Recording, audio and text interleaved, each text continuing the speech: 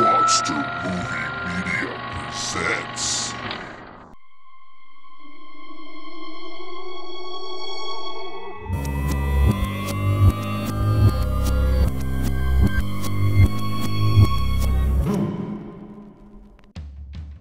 Welcome to Creepy Kingdom, a podcast all about the creepiness of the Disney films and theme parks. I am your host, Mr. James H. Carter II, and welcome to the 31 creepy days of Halloween. Every day this October, Creepy Kingdom will be releasing a brand new episode counting down to Halloween. 26 mini episodes and 5 full-length regular ones are coming your way. You can follow along at home by going to creepykingdom.com. On today's episode, Adam Leonard from the Friendly Neighborhood Fanboys pays tribute to the now extinct attraction, ExtraTERRORestrial Alien Encounter.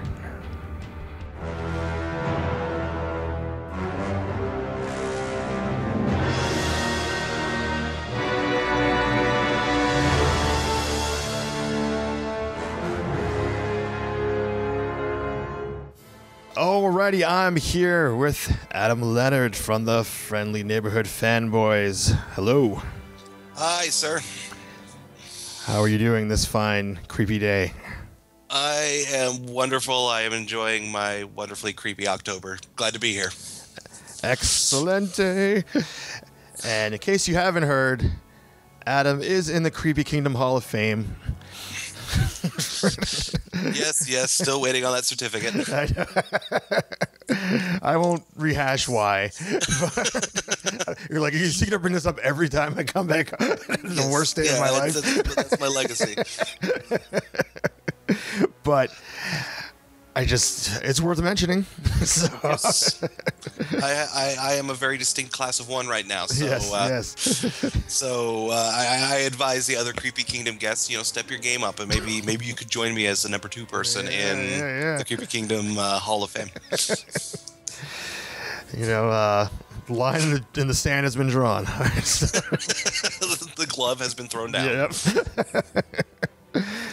Alrighty.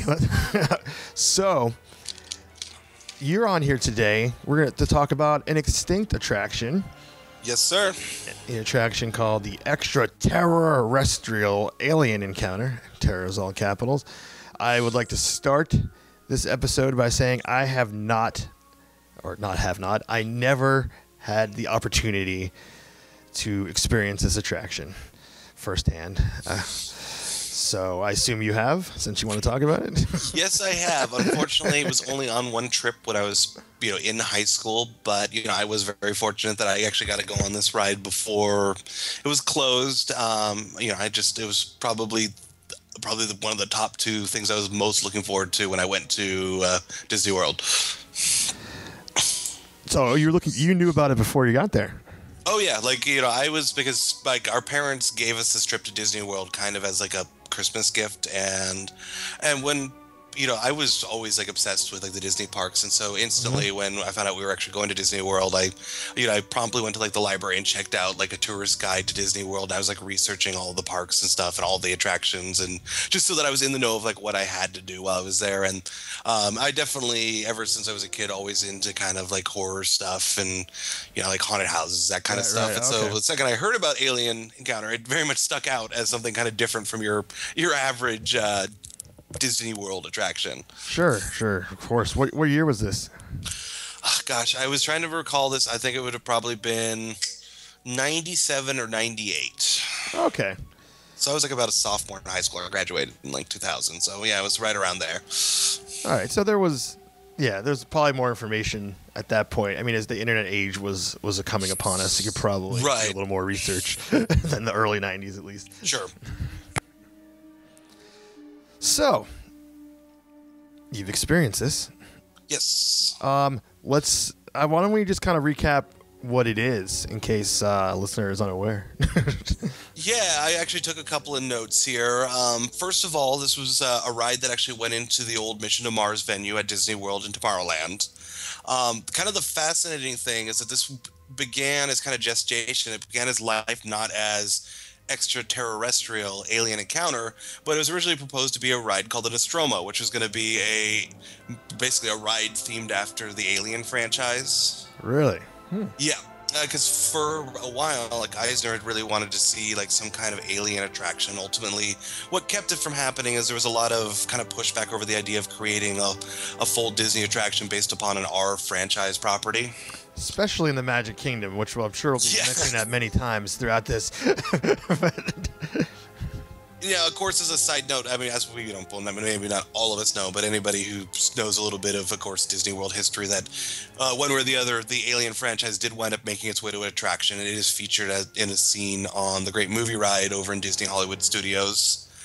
But, I would argue, as somebody who's been through that attraction multiple times, I would say that I think kind of the overall scariness level for that particular scene is, I think, somewhat toned down. I think when you're going through the scene, you can see pretty well where the aliens are about to come from and stuff, and so it doesn't have a whole lot of jump surprise to it.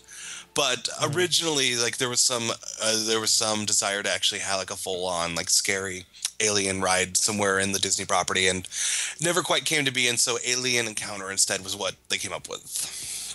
Interesting. Now, before we not to divulge a little more, but Great Movie Ride opened with the park in '89. Mm-hmm. Yeah, and this is '94. So it's interesting that they still had it in there. Right.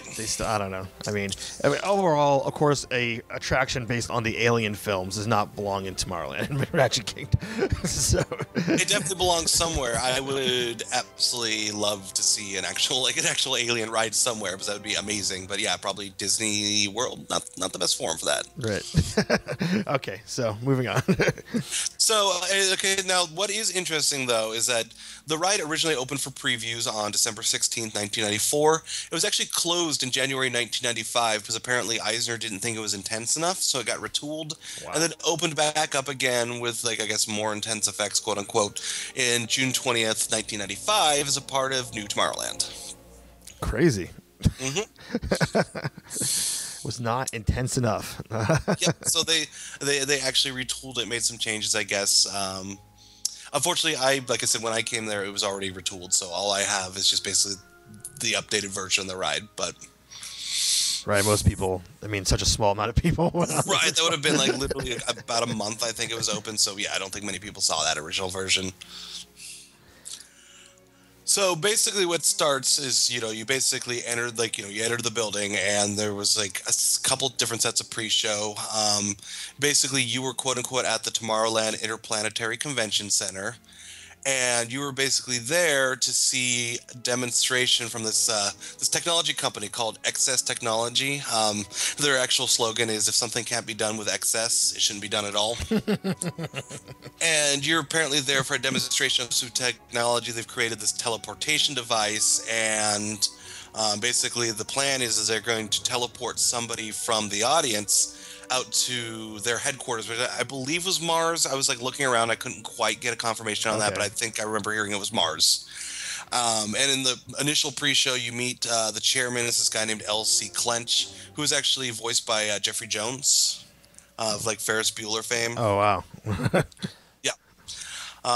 And so, anyways, you're basically told about what's about to happen, and then you go there's a secondary pre-show room, and this one's got some animatronics going on, and it's got a robot. The robot was originally this robot called Tom 2000. Tom 2000 standing for Techno-Robotic or Radical Mechanism Series 2000. And this was actually voiced by Phil Hartman. But apparently after the refurbishment, it was replaced by a robot named SIR, which stands for Simulated Intelligence Robotics, and that was actually played by Tim Curry. Right, that's probably the most known thing about this attraction in the Disney community. SIR was played by Tim Curry, so that's very interesting. And you're kind of given this macabre scene because, Tim Curry's kind of got this lab here, and you've got these two little teleportation tubes and this little blue alien named Skippy. and he's going to basically demonstrate how this technology works on a small scale. And the robot's kind of a jerk. He like the alien's clearly distressed that it's about to be teleported through space, but he's like talking down to it and telling it to stop whining and stuff.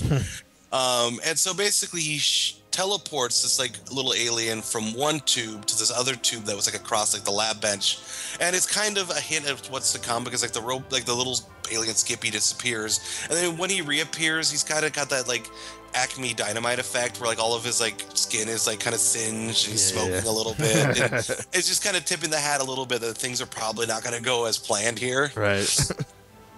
And so you kind of go through this, and it's kind of demonstrating what you're about to see, and then you enter the actual main theater, which is kind of this big round theater with like a giant kind of like tube, like a larger version of like one of these like glass tubes, teleportation tubes you just saw, and then everybody's basically seated, and there's these kind of like these kind of harnesses that come down from like the ceiling, and they kind of like latch you to your, well, not from the ceiling, but they're kind of up above the seats, and they kind of come down and kind of secure you to your seats.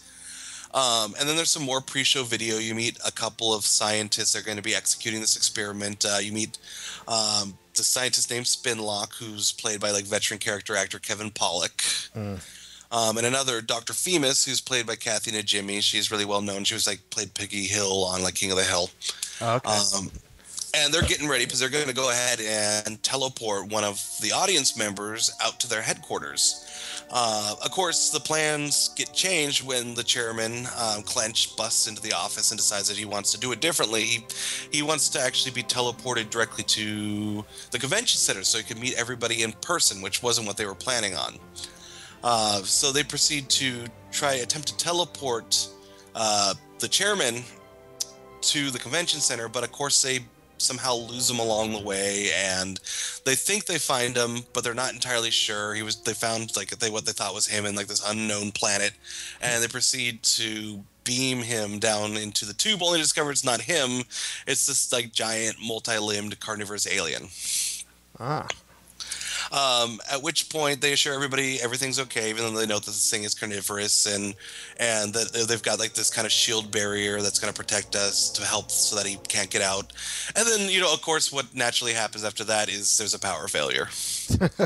The lights come up briefly, and you see that the tubing on like the teleport device is cracked, and all of a sudden the alien is gone. And basically, you see the alien? You do. At the beginning, there is this gigantic, like, animatronic, kind of menacing, winged alien that's kind of in this tube, like, howling and stuff.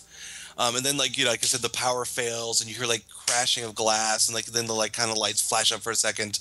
You see, like, the glass has been broken, and then, like, he's not there anymore, and you can hear, like, these great, like, flapping wings go out over the audience. Oh, wow. And so basically, this was more or less kind of like a 4D sensory experience. A lot of it took place in the dark, and basically they made use of kind of like motion on these harnesses, and like they had like like separate speakers, like one for each side, that could kind of make it sound like it's moving around. And they basically simulated this alien was loose throughout the theater, and you could hear like the kind of the flapping of its wings, and at one point it would like drool on you, and like the water would start like dripping on you, and you could feel its like breath, like kind of hot breath on your neck. And then it gets even more disturbing, because then the scientists are trying to like restore power, and so they send out like a technician into the theater to try to like flip the override switch to get the power going again. And there's this whole segment where you can kind of see this flashlight being shined down from the upper rafters of the attraction, as a scientist is trying to or this technician is trying to restore the power. And then all of a sudden he encounters the alien, and the alien like straight up murders this guy. Really? Yeah, be straight up, like the guy like screams, the alien screams, and like basically you're sprayed with like warm liquid that's supposed to represent this guy's blood. And then this alien, like, I kid you not, lands, like, you don't actually see it, but like it lands on your seat, quote unquote. You can actually feel like the harness move down as this like pressure hits your seat, and you have to sit there and listen to this thing breathe and like actually crunch up the bones of this technician like right behind your ears. And this is a Disney attraction. This is something they actually put right in the middle of Tomorrowland in the Magic Kingdom, where this carnivorous alien murders somebody, and you have to like listen to him feast on him while you're like trapped in the seat. Wow. That I did not know about that part. Yes. Yeah, the thing is, I even looked it up, because at first I was like, maybe I imagined that, or I just had like some kind of like idealized memory of how like cool and intense it was when I was a kid. But then no, I actually looked it up on Google, and yeah, there was like multiple reports that there's like the actual crunching of bones that you listen to while you're on this thing. Wow. So there's a straight up murder.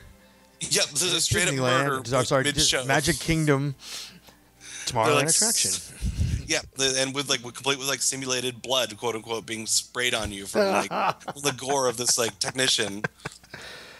Wow, Eisner, man, whew. He wanted to turn up the extreme there. Yeah, it's not even the villain falls off the cliff. Let's not really think about death. That's a straight up bloody murder. So the alien proceeds to terrorize you for a while, and then eventually they manage to get the system online again, and they corral him back into the tube. And then, if I remember correctly, I think the ride actually ends with, as I was reading, like the alien explodes. And that's basically the end of the ride. And by the way, like they capture the alien explodes. You're supposedly safe. It's still kind of morbid because, as I mentioned, like the chairman kind of got lost. Right. They still don't know where he is. He's just like kind of up in the ether. It's kind of like the Star Trek teleportation worst nightmare, where they just, his molecules are somewhere out in the galaxy, maybe to be found again, maybe not. Maybe. And basically the seeds come up, and then you're allowed to go. And that was Alien Encounter. Wow. Whew. Now, it's weird because this was from 95 to 2003. Mm-hmm. And, I was, at this point, mostly, I was going to Disneyland. And I guess, I don't know, I didn't really know about this. Like, news didn't hit the West Coast. I don't know. Right. I didn't really discover this until, way later when, diving into the history of the parks. And also after my unfortunate ride, we do have to mention this, on Stitch's Great Escape, which replaced this attraction. So I obviously have a pretty strong idea of the experience in somewhat after riding that attraction.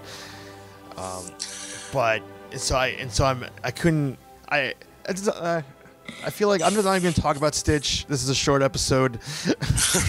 Yeah, I will say that when I went to go work for Disney for the time I did at the college program, I did feel the obligation that if nothing else for like mourning of what was, I did have to go and do Stitch's Great Escape once, and only once, even though like I went to the parks many times. And I was just kind of reminded, like, Disney, this is why we can't have nice things. I have another name for that ride. It's not really like Creepy Kingdom appropriate, but but yeah, needless to say, I wasn't happy that we kind of went for something that I felt was to kind of truly daring, and something that represented like an attraction for a different crowd, that appealed to a different crowd. Mm-hmm. And they, just due to, honestly, from what I read, a lot of like parent complaints, and they're like, my son is terrified as they went on this ride, and it's like, well, I'm sorry about that. Maybe you should think twice before taking your kid on something called ExtraTERRORestrial. Like, maybe that should be an indication that might not be appropriate for everybody. I think it even had an advertisement that said it was only appropriate for like 12 and up. But, unfortunately, Disney eventually caved to lots of complaints that it was too scary and decided to give us, well, a steaming pile of Stitch. Stitch. Wow. Do you, in your research there, is there a little more on why they closed it? Was it just complaints, or was there anything deeper to it? Well, I mean, the largest thing I had read, let me see if I'm seeing if anything else is coming up here, but... Because a lot of what I had read is simply there was a lot of ongoing complaints with, like I said, just like it was kind of intense in nature. It didn't really jive a lot with like the Disney World, like the overall kind of feeling of Disney World. I'd have to think that probably when Lilo and Stitch came out, they kind of got greedy and would love to see, they were hoping to capitalize on that. And I think it was probably easy at that time to, to kind of cannibalize a ride that I think probably always stuck out as being a little bit odd in comparison to most of their other attractions. So yeah, there probably was just like, well, we wanted to close this ride and we needed something to replace it, and this movie is popular, so let's do it. Cough, cough, Maelstrom, cough, cough, cough. Right. Yeah, we're living it again. But yeah. Although that's another debate whether Maelstrom was as awesome as this attraction sounds. Yeah, there's definitely a debate to be had about that. For another time. I think I'd choose to keep my extraterrestrial. Yeah. I guess that I was comparing it to Stitch. I'm saying that I find the experience pretty unpleasant and not entertaining and annoying. I don't have any. I've never seen Lilo and Stitch, so I don't really have any feelings about Stitch. In general, I think the Stitch animatronic is pretty impressive in there, but just the experience of being clamped down in a chair, being simulated jumped on, smelling chili hot dog breath, and being spit on. I'm just not really having a good time with it. And I mean, so I'm trying to think about this experience you're describing, and it's similar things happen to you, but the context is a lot more intense. Right. I think Stitch, just by his very nature, because once again, I have not seen Lilo and Stitch, and I honestly have no desire to. But it just seems like everything I see about that character, he's just supposed to be obnoxious, and so it feels like any attraction you base on him is just going to be obnoxious, which is not something you want out of like a theme park experience. You don't go to the theme parks to be annoyed. I mean, you are annoyed for many, many reasons, but that's not the original intention of going to the park. And so creating a ride that's supposed to actually annoy you just seems kind of like stupid and counterproductive. I think you've nailed the difference there. Yeah. Alien Encounter is supposed to be like frightening, and I think that's all the difference in the world is that we do, like, even though it can be kind of intense, we do have this kind of deep, many of us do anyways, have this deep psychological love of subjecting ourselves to what is frightening. Right. Not too many people have a deep psychological love of subjecting themselves to what's annoying. So yeah, except for maybe Jerry Lewis fans. I don't know. I don't know. But let's not speaking of Jerry Lewis, but speaking of the annoyance thing, and I believe I brought this up somewhere. I don't know if it was on this show or not, but I was listening to another podcast, and there was a guy who recently subjected himself to an entire day of going on Stitch's Great Escape for charity. Wow. I don't even have words for that. Did they keep their sanity?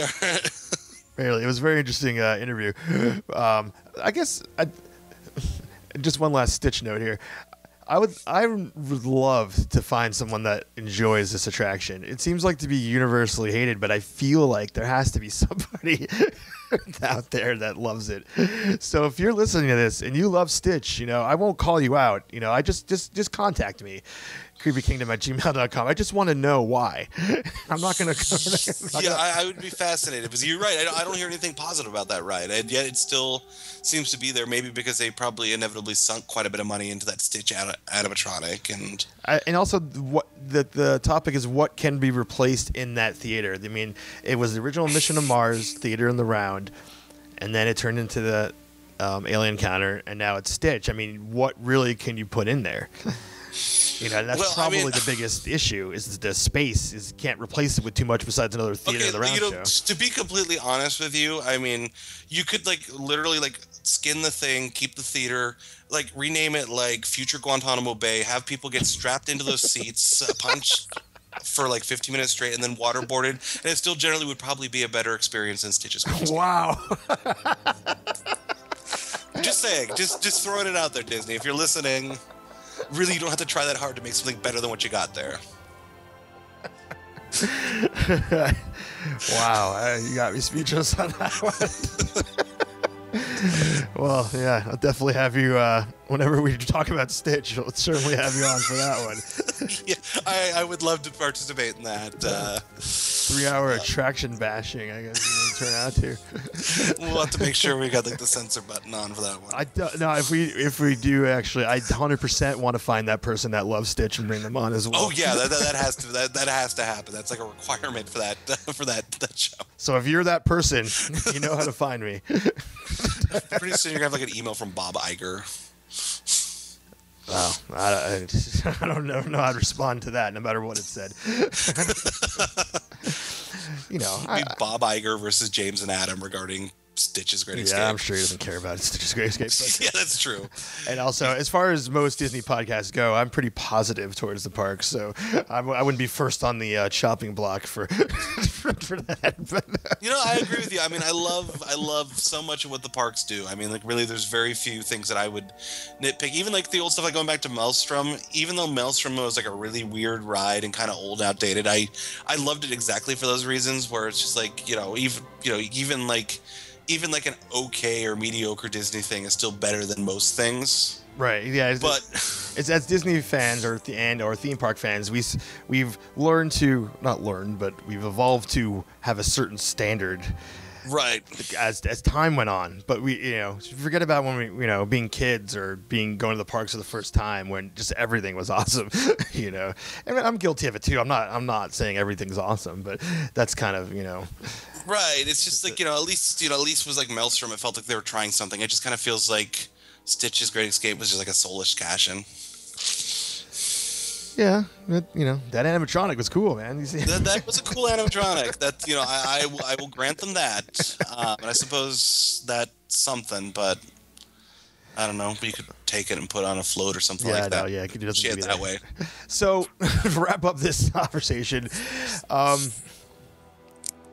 what do you think about this fight to have things scary or creepy and in the Disney parks? I know in Hong Kong Disneyland they go pretty intense with their Halloween celebrations. I don't know all the details of it, but I've heard some of that. Yeah, and then and it's as though in stateside, if you will, they don't want to mess with that family dollar. As in Universal is definitely cashing in on the teenage extreme market with their Halloween Horror Nights, events. It's definitely interesting. But I mean, I guess there's like I view that on different levels because I personally like when theme parks start playing a little more to an older audience because I obviously have become a slightly older audience. I have a certain amount of nostalgia, but I have a lot of love for Universal Orlando right now simply because of what they're doing. On one hand, you could say that Disney needs to pay attention to what Universal Orlando is doing in order to keep in step. On the other hand, at the same time, even with as much as Universal Orlando is surging, I wonder if they're surging enough to even really be. I wonder if they're really logically even a threat to Disney at this point, or if Disney World is simply so huge and so inundated that even if like Universal Orlando is like making big gains with like Harry Potter, Horror Nights, all that stuff, I wonder if it's really enough to force Disney to like any kind of major action. Because I was looking at something recently and I saw the comparative numbers between the number of annual visitors for Disney World resorts versus Universal Orlando, and even with Universal Orlando making gains, it's like Disney World still just had so many more visitors. Oh yeah, the visitor number is not close. The thing here, which Disney I believe is concerned about and definitely should continue to be concerned about, without getting too deep on that because that's a whole other topic, is mostly not that Universal is going to become the number one resort, but they're shaving off days on Disney vacations. That's 100% happening right now, and that's what they're worried about.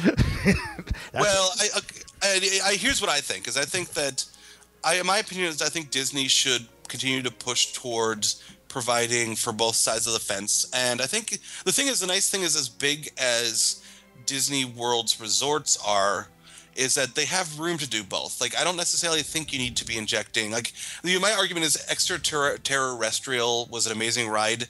Maybe it didn't need to be at Disney Magic Kingdom because there's other forums to do a ride like that. I think. Yeah, it should have been Hollywood Studios for sure. Really, yes, exactly. I think like Hollywood Studios, and even Animal Kingdom are potentially good places to be able to push stuff a little bit more. I have no problem with the idea of leaving Magic Kingdom for the families, but I think that's kind of what it is. That's kind of where it begins. You know, that's Right. kind of where it all began. And I think part of the problem is sometimes Disney is too quick to kowtow to, you know, these families and these parents that want to complain about anything that's like less than completely pixie dusted. And, you know, at some point I kind of wish that maybe they would just stand up for themselves a little bit, because the fact is these parents can complain all they want, but at the end of the day, most of these people would go anyways, even if Disney did choose to include some, you know, more intense elements Right. in their parks. And we're not even talking like that intense. I mean, like Harry Potter's still fairly family friendly. It's not like it's not like they're making like a Pulp Fiction dark ride or something like that. That's just like Right. blatantly inappropriate. And I would like to see them do a Halloween event. I mean, like if they did like a late night, if they did like some kind of slightly upscaled Halloween event, let's say at Hollywood Studios. Well, they're slowly morphing into that. They did do the Villains Unleashed thing this year. That was an art tech event, but they only had it for one day. If they extended that, and I heard there was some edgy, quote unquote, things. Oh yeah, the Oogie Boogie show. Yeah. Yeah. I remember hearing about that. But I even think that Disney could have its cake and eat it too. I really think they could do something on par with Halloween Horror Nights without necessarily indulging quite as much in the unnecessary blood and gore.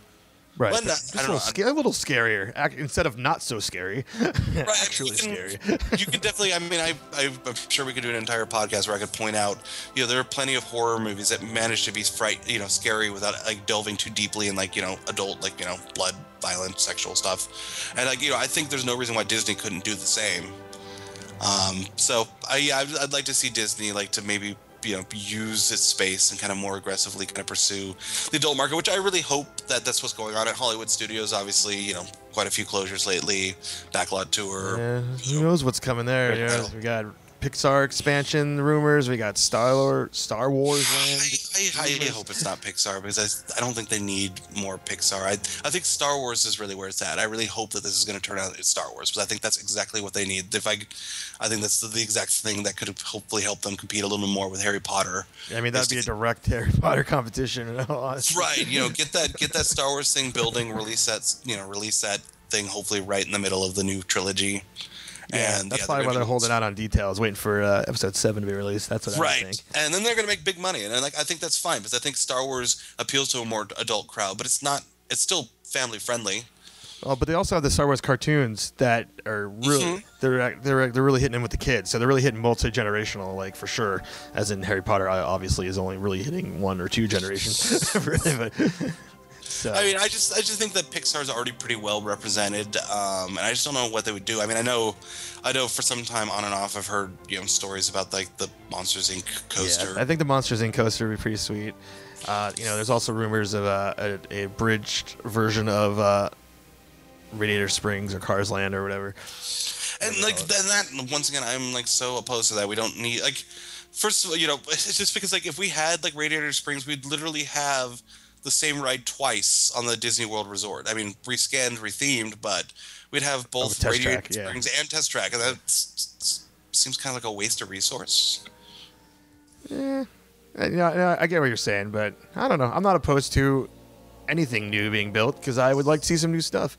So. Now, to be fair, I'm going to Disneyland. I will actually be there 2 weeks from Wednesday, so I'll finally actually get to go on Radiator Springs. So I'll hold off some of my opinion until I go on it, because it's supposed to be really, really cool. And even though Cars is not my favorite Pixar franchise, I'm still excited for big fancy new rides, and so I definitely am. Right, yeah. I'm definitely hopeful for everything I've heard, and I'm very excited to actually experience it firsthand. So I might have a different opinion by the time I actually go through that ride after waiting in line an hour and a half. Well, we've digressed really far away from ExtraTERROrestrial, but that's what the fun's all about. We definitely have back on and talk about all this fun stuff. Obviously, you have a lot of opinions, just as I do, so we. Yes. So that'd be fun. So there's a little history lesson on ExtraTERROrestrial. Got to say terror intensely. Terror. Alien Encounter. People want to find you and your show and all your fun stuff. How do they do it? You can always join. First of all, I have a Twitter. It's just Fanboy Adam at Twitter. And I also have a Facebook page called Friendly Neighborhood Fanboys. We're the only one on Facebook. We're actually in a little bit of a transition phase. Actually, my co-host just recently moved to New York City. So we, at that point, decided to part ways with the radio. We're kind of taking a moment. We're kind of rebuilding. I think we're hoping to launch as a podcast in the nearest future and kind of continue our endeavors that way. But once again, if you check out Friendly Neighborhood Fanboys on Facebook, you'll be privy to all the updates on when that's going to happen. Awesome. Mm-hmm. And just as a recap, what is your show about? It's basically a pop culture themed show where we talk a little bit about everything. We talk about comic books, movies, video games. Because of me, we probably talk way too much about theme parks. So just whatever's in and whatever's going on, or whatever's not going on, because we can certainly go on our tangents too. We just talk about all of it. Excellent. Well, thanks for coming back around again, and hope to see you soon. Yeah, pleasure's always, James. Have fun at Disneyland. Uh-huh.